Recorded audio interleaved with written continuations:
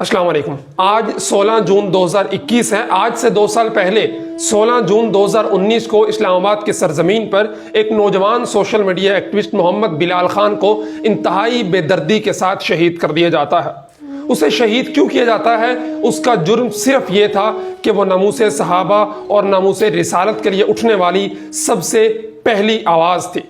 शहादत से पहले उसका आखिरी स्टेटस भी यही था कि ये एजाज़ क्या कम है कि बरोज़े हश्र सहाबा के कदमों से हमें उठाया जाएगा। उसका जुर्म सिर्फ ये था कि वह उन सुलगते हुए मौज़ूआत पे बेधड़क बात करता था कि जिन पर बात करते हुए बड़े बड़ों के पर जलते हैं। उसका जुर्म सिर्फ ये था कि वो शहर इक़्तिदार में बैठकर मुक़्तदर हलकों की आंखों में आंखें डालकर हमेशा सच बोलता था। उसका जुर्म सिर्फ ये था कि जब भी अहले इस्लाम को ज़रूरत पड़ी उसने नौजवानों को साथ लिया और अहले इक़्तिदार का रास्ता रोकने की कोशिश की। उसका जुर्म सिर्फ ये था कि इस्लामाबाद की सरजमीन पर हमेशा नमूसे रिसालत और नमूसे सहाबा की सदा बुलंद करने की कोशिश करता रहा।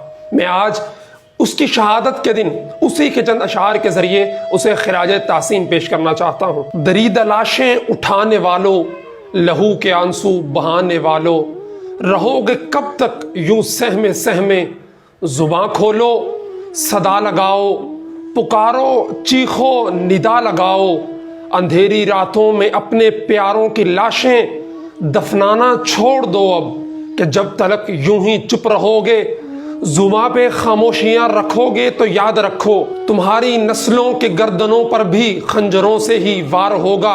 अब अपने खून का खिराज मांगो, हिलाओ जंजीरे अदल को, अब खामोश रहने से कुछ न होगा, जुबान से जब तक सदा लगाओ, हर एक कातिल से अपने खून का हिसाब मांगो जवाब मांगो, हर एक कातिल से अपने खून का हिसाब मांगो जवाब मांगो।